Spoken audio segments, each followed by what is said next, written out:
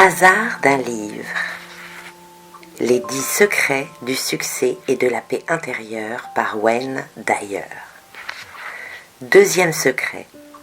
Ne mourrez pas sans avoir joué votre musique intérieure.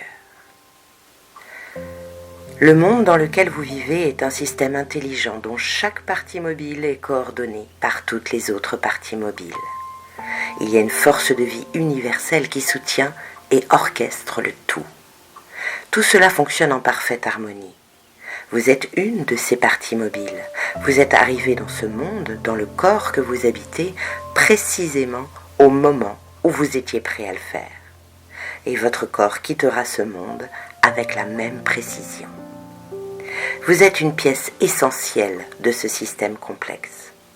Vous voici dans ce système intelligent qui n'a ni commencement ni fin, dans lequel toutes les galaxies se déplacent en harmonie avec les autres.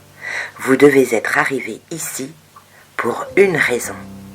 Khalil Gibran a dit « Lorsque vous naissez, votre œuvre est placée dans votre cœur. » Donc, quelle est votre œuvre, votre but? Est-ce que vous vivez de la façon dont votre cœur vous pousse à le faire? Écoutez votre cœur. Prenez un moment maintenant, tout de suite, et pointez votre doigt vers vous-même. Il est probable que votre doigt indique la place de votre cœur, non pas de votre cerveau, mais de votre cœur. C'est qui vous êtes. Les battements constants de votre cœur sont le symbole de votre connexion infinie avec les battements toujours présents du cœur de Dieu ou de l'intelligence universelle. L'hémisphère gauche de votre cerveau calcule, raisonne, analyse et fait les choix les plus logiques pour vous. Il pense. En fait, l'hémisphère droit de votre cerveau représente votre côté intuitif. C'est la partie de vous qui va au-delà de la raison et de l'analyse. C'est la partie de vous qui perçoit les choses, qui est sensible à l'amour, qui ressent des émotions pour ce qui est important pour vous. Votre hémisphère droit vous permet d'avoir les larmes aux yeux lorsque vous tenez vos bébés dans vos bras ou de vous prélasser au soleil d'une magnifique journée. L'hémisphère gauche de votre cerveau peut l'analyser, tandis que l'hémisphère droit de votre cerveau vous permet de le sentir. Choisissez une situation et demandez-vous ce qui compte le plus pour vous, ce que vous savez ou ce que vous ressentez à propos de cette situation. Généralement, les choses dont vous vous occuperez en premier dépendent de la situation et de vos circonstances. Votre intelligence peut déterminer exactement comment vous êtes censé vous comporter dans une relation lorsque tout s'écroule ou lorsque tout va à merveille. Et puis il y a des moments où ce que vous ressentez supplantera ce que vous savez. Si vous vous sentez craintif, peureux, seul, ou au contraire, excité, aimant et délirant de joie, ce seront les forces dominantes qui vous feront agir. C'est à ce moment-là que l'hémisphère droit de votre cerveau a raison. Il vous mènera toujours passionnément vers votre but. Écoutez l'hémisphère droit de votre cerveau. Il y a une présence invisible et intuitive qui ne vous quitte jamais. J'imagine cette présence comme une petite créature frondeuse assise sur votre épaule droite qui vous rappelle à l'ordre lorsque vous avez perdu de vue votre but. Cette petite créature est votre propre mort, qui vous pousse à réaliser ce pourquoi vous êtes venu sur cette terre, parce que vous n'avez qu'un certain nombre de jours pour y arriver, et ensuite, votre corps quittera cette vie. Votre compagnon invisible vous talonnera lorsque vous passerez encore une journée à faire ce que quelqu'un d'autre a dicté, si cela ne fait pas partie de votre passion dans la vie. Vous saurez probablement toujours si vous êtes en train de dévier de votre route à cause de votre sentiment de frustration. Il se peut que cela ne vous fasse pas agir pourtant, parce que l'hémisphère gauche de votre cerveau n'aura pas assez de courage pour faire ce que lui commande l'hémisphère droit, qui sait, lui, quel est votre destin. Votre voix intérieure intuitive vous exhorte constamment à jouer cette musique que vous entendez, afin que vous ne mouriez pas sans l'avoir jouée.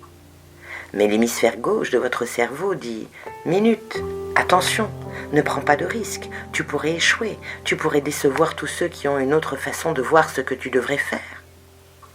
Alors, votre compagnon invisible, votre mort, parle encore plus fort et de plus en plus fort pour essayer de vous faire poursuivre votre rêve.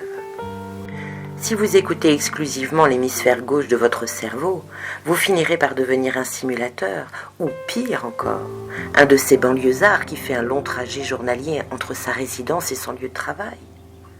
Vous vous lèverez tous les matins pour vous joindre au troupeau. Vous irez faire ce travail qui vous permet de rapporter de l'argent et de payer les factures.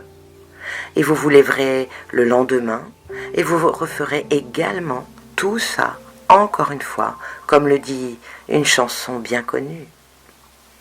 Entre-temps, votre musique intérieure faiblit de plus en plus jusqu'à devenir inaudible.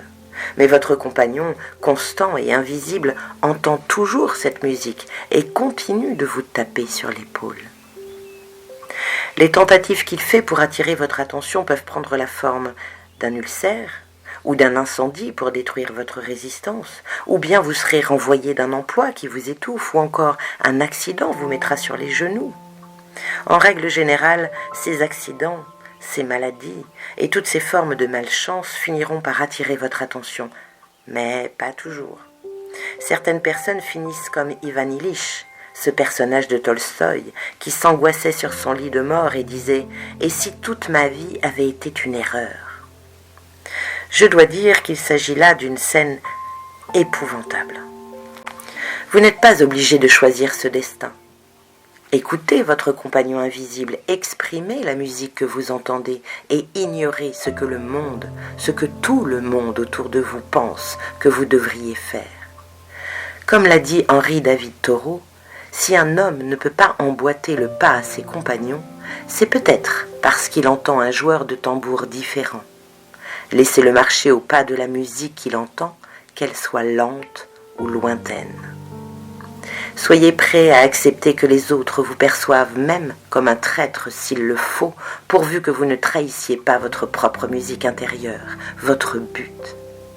Écoutez votre musique et faites ce que vous savez que vous devez faire pour vous sentir bien dans votre peau, pour ressentir la plénitude et pour sentir que vous réalisez votre destin.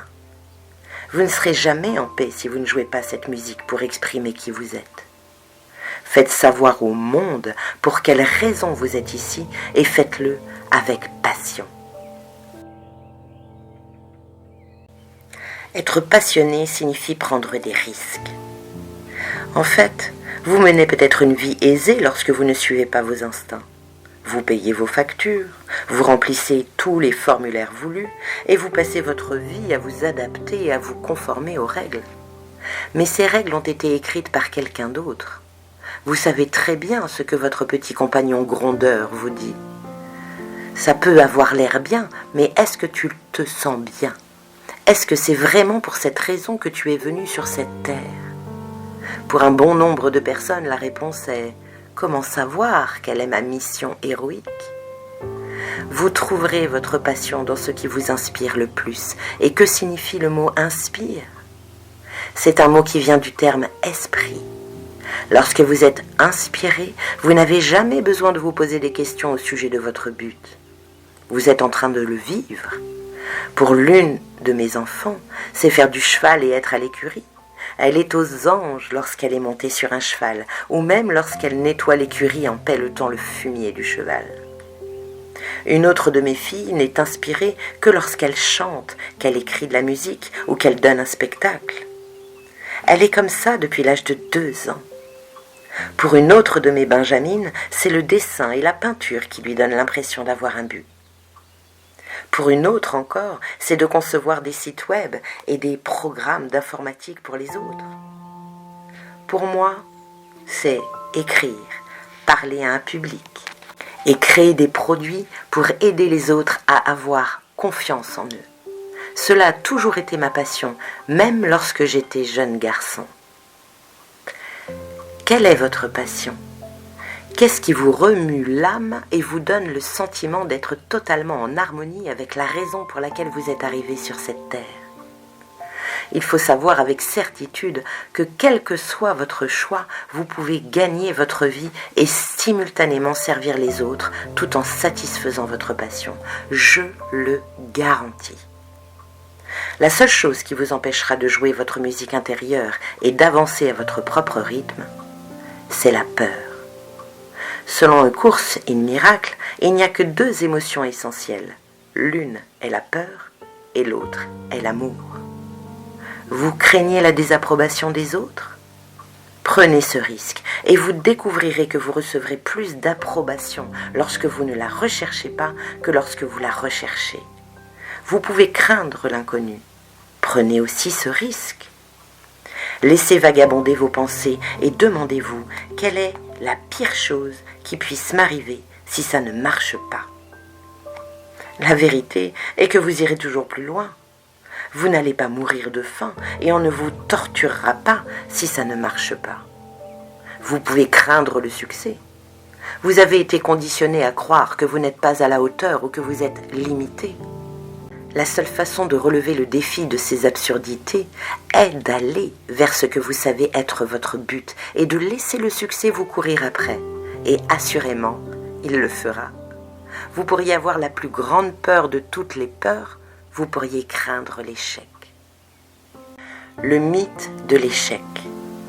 Cela va peut-être vous surprendre, mais l'échec n'est qu'une illusion. Personne n'échoue jamais. Tout ce que vous faites produit un résultat.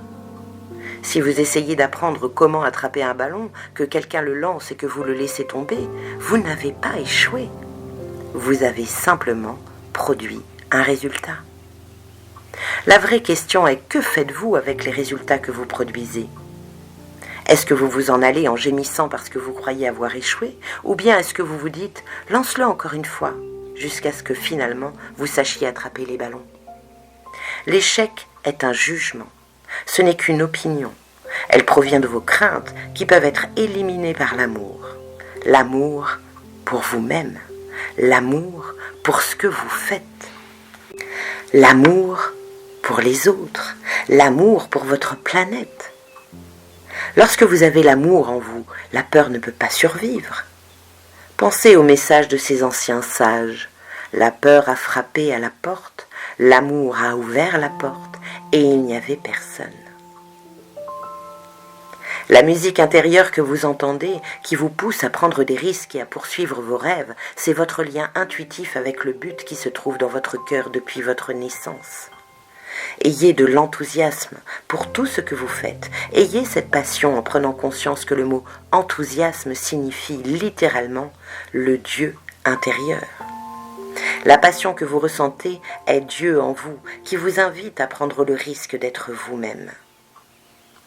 J'ai découvert que les risques que l'on perçoit ne sont pas du tout risqués lorsqu'on a surmonté sa peur et qu'on a laissé entrer l'amour et le respect de soi. Lorsque vous produirez un résultat qui fait rire les autres, vous aurez tendance aussi à rire. Lorsque vous vous respectez, trébucher vous permet de rire de vous-même, car vous ne trébuchez qu'à l'occasion.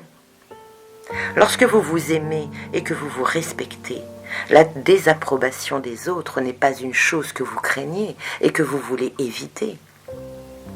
Le poète Rudyard Kipling a déclaré: « Si tu peux faire face au triomphe et au désastre et traiter ces deux imposteurs de la même façon, la terre et tout ce qu'elle contient t'appartient. » Le mot-clé ici est imposteur.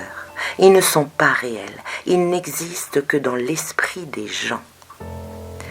Écoutez l'hémisphère droit de votre cerveau, soyez à l'écoute de vos émotions et jouez votre propre musique intérieure. Elle est unique, vous n'aurez rien ni personne à craindre et vous ne ressentirez jamais la terreur de celui qui, couché sur son lit de mort un jour, se dit « Et si toute ma vie avait été une erreur ?» Votre compagnon invisible assis sur votre épaule droite vous poussera en avant chaque fois que vous vous écarterez de votre but. Il vous fera prendre conscience de votre musique. Écoutez donc et ne mourrez pas en emportant avec vous cette musique sans l'avoir jouée.